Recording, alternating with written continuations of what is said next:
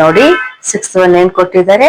The slant height and base diameter of a conical tube are 25 meter and 14 meter respectively. Find the cost of whitewashing its curved surface at the rate of rupees 210 per 100 meter square ಅಂತ ಕೊಟ್ಟಿದ್ದಾರೆ. ನೋಡಿ, ಒಂದು conical tomb ಇದೆ, ಅದರದ್ದು slant height ಇದು L ಅಂತ denote ಮಾಡ್ತೀವಲ್ಲ ಅದು ಕೊಟ್ಟಿದ್ದಾರೆ. ಇನ್ನು ಬೇಸ್ ಡಯಾಮೀಟರ್ ಕೊಟ್ಟಿದ್ದಾರೆ. ಓಕೆ, ಅದಕ್ಕೆ ವೈಟ್ ವಾಶ್ ಮಾಡೋದಕ್ಕೆ ಕಾಸ್ಟ್ ಎಷ್ಟಾಗತ್ತೆ ಅಂತ ಕೊಟ್ಟಿದ್ದಾರೆ. ನೋಡಿ, cost white washing it's curved surface ಅಂದ್ರೆ ಬರೀ ಮೇಲಷ್ಟೇ ಮಾಡ್ತೀವಲ್ವಾ, ಕೆಳಗಡೆನೂ ಏನು ಮಾಡಲ್ಲ. ಸೊ ಅದಕ್ಕೆ ನಾವೇನ್ ಫೈಂಡ್ ಔಟ್ ಮಾಡ್ಬೇಕು, curved surface area find out ಮಾಡ್ಬೇಕು. ಮಾಡಿ ಅದರದ್ದು cost rate at the rate of 210 rupees per 100 meter square find out ಮಾಡಬೇಕು.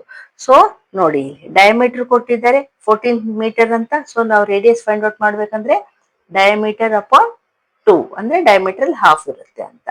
So R is equals to 14 upon 2 ಮಾಡಿದ್ರೆ ಏನ್ ಬಂತು, 7 meters ಬಂತು. ನೋಡಿ, ಈಗ curved surface area find out ಮಾಡಿ ಅದಕ್ಕೆ ಆಮೇಲೆ ಮಲ್ಟಿಪ್ಲೈ ಮಾಡ್ಬೋದು ಇದನ್ನ rate of cost find out ಮಾಡೋದಕ್ಕೆ.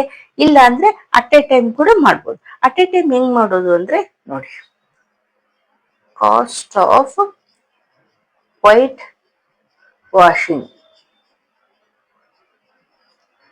ಯಾವ ರೀತಿ ಮಾಡ್ಬೇಕಂದ್ರೆ, curved surface area find out ಮಾಡ್ತೀವಲ್ವಾ, ಅದನ್ನ ಮಲ್ಟಿಪ್ಲೈ ಮಾಡ್ಬೇಕು. ಯಾವ್ದ್ರಿಂದ, ರೇಟ್ ಇದೆಯಲ್ವಾ 210 per 100 meter square. ಈ ರೀತಿ ಮಾಡಿದ್ರೆ ಅಟ್ ಎ ಟೈಮ್ ಮಾಡ್ಬೋದು. ಇಲ್ಲ ಅಂದ್ರೆ ನಾವು ಫಸ್ಟ್ ಕರ್ವ್ಡ್ ಸರ್ಫೇಸ್ ಒಂದೇ ಫೈಂಡ್ ಔಟ್ ಮಾಡಿ ಆಮೇಲೆ ಇದನ್ನ ಮಲ್ಟಿಪ್ಲೈ ಮಾಡ್ಬೋದು. ಓಕೆ, ಈಗ ನಾವು ಅಟ್ ಎ ಟೈಮ್ ಮಾಡೋಣ. ನೋಡಿ, ಕರ್ವ್ಡ್ ಸರ್ಫೇಸ್ ಏರಿಯಾಗೆ ಫಾರ್ಮುಲಾ ಏನು, pi R L into 210 upon 100.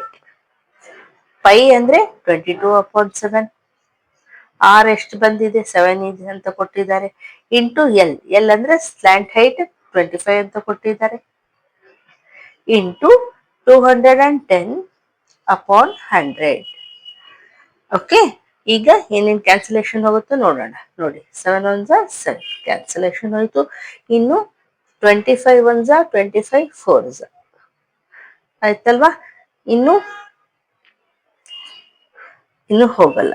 ಈಗ ನಾವು ಮಲ್ಟಿಪ್ಲೈ ಮಾಡೋಣ. ನೋಡಿ, ಇಲ್ಲಿ ಹೋಗುತ್ತಲ್ವಾ, 2 11 2 2 ಆಯ್ತು.